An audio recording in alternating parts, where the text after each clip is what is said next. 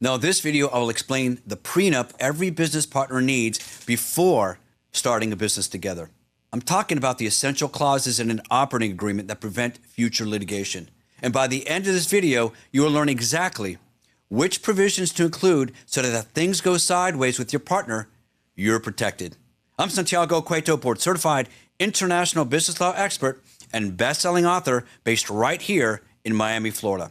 I spent years watching business partnerships fall apart over problems that a solid operating agreement would have solved in 5 minutes. Would you go into a marriage without a prenup? Most people would at least think about it. But every single day, business partners shake hands, open LLCs, and start companies together without the one document that could save them from a financial disaster, an operating agreement. So let me walk you through what you actually need in this document. And stick around because the clause I cover near the end of this video is the one most people forget entirely. It's also the one that causes the most expensive lawsuits. Let me paint a picture for you. Two friends start a business. They're excited.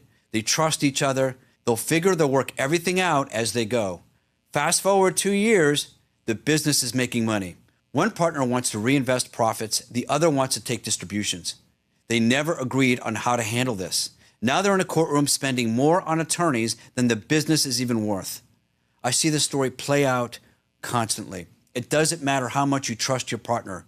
Trust is not a legal strategy. An operating agreement is. Think of it this way. An operating agreement is the rule book for your business relationship. It spells out who does what, who gets what, and what happens when things change. Without it, you have to use Florida's default LLC laws that govern your business. And those default rules almost never match what you and your partner actually intended. And here's the things most people don't realize. Courts don't care about your handshake deal. Courts care about what's written down. So let's talk about what needs to be in writing. The first clause you need to address is ownership percentages and capital contributions. It sounds basic, but it's not. I've seen partners assume they own 50% each simply because there are two of them. Then one partner invested $100,000 and the other invested $10,000. You see the problem. Your operating agreement must clearly state each member's ownership percentage. It also needs to document exactly how much each person contributed to the start of the business. Cash, property, intellectual property, sweat equity, all of it needs to be spelled out. But here's where it gets really important. You also need to address future capital contributions.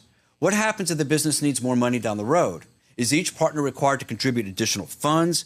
What if one partner can't afford to? Does their ownership get diluted? If you don't answer these questions up front, you're handing a judge the power to answer for you. That never goes well for anyone except the attorneys billing by the hour. Next up is how you split profits and losses. A lot of people assume this follows ownership percentages.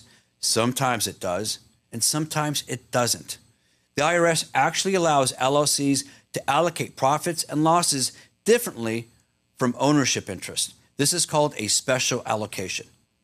So why does this matter? Well, let's say one partner handles all the day-to-day operations. The other is a silent investor. You might want to give the working partner a larger share of profits even though they own a smaller percentage of the company, and that's perfectly fine. But it has to be documented in your operating agreement. You also need to decide when distributions happen, monthly, quarterly, annually, only when members vote on it. I've seen partnerships blow up over this single issue. One partner is pulling out money constantly while the other wants to grow the business. A clear distribution schedule in your operating agreement eliminates that fight before it even starts. Now, if you're finding this valuable so far, do me a quick favor and hit that like button. It helps more business owners find this video.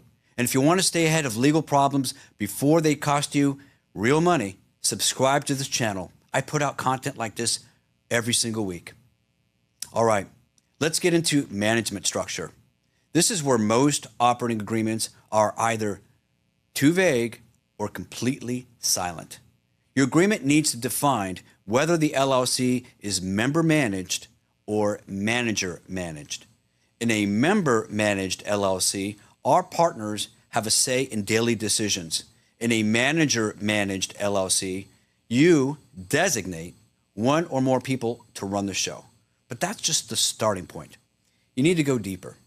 What decisions require a unanimous vote? What decisions only need a majority? Can one partner sign a lease without the other's approval? Can one partner hire employees? I always tell my clients to create a decision matrix.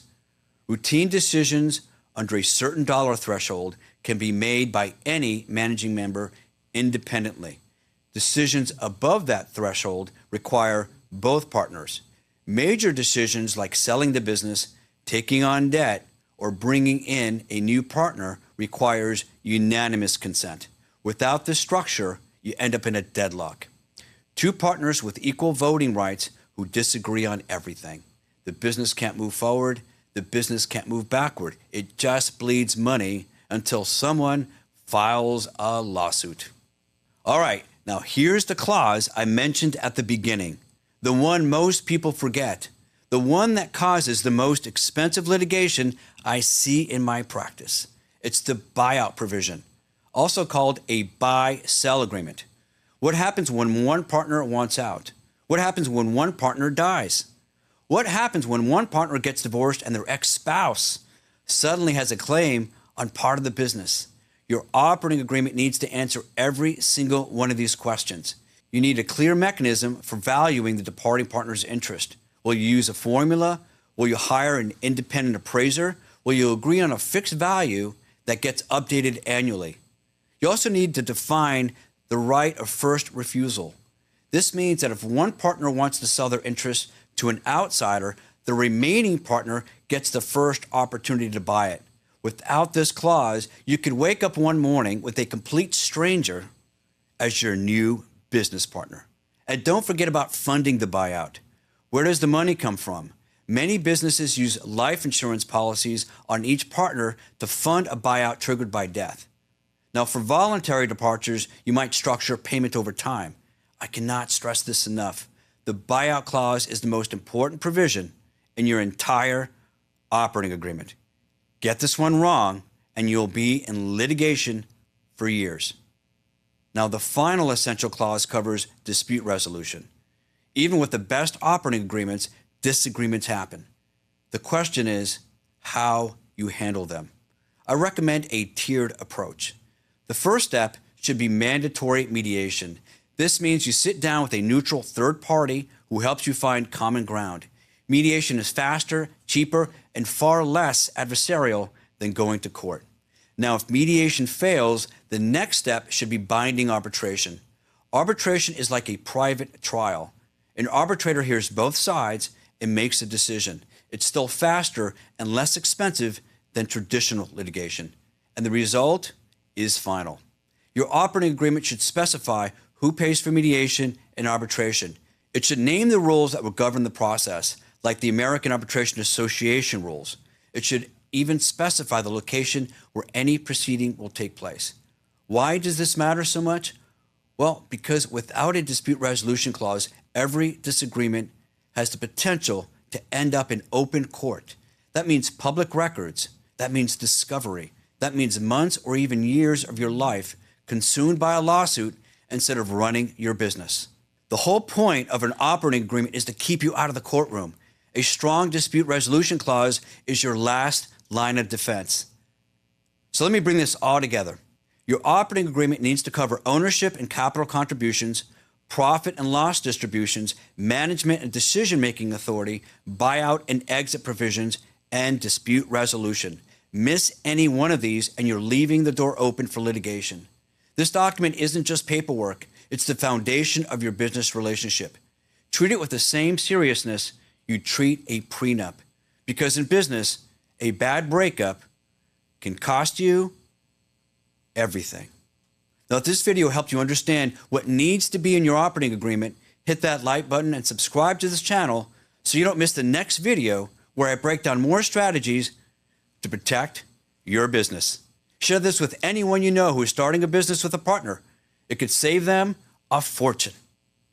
I'm Santiago Cueto, your Florida business attorney. Be sure to watch more of my videos right here.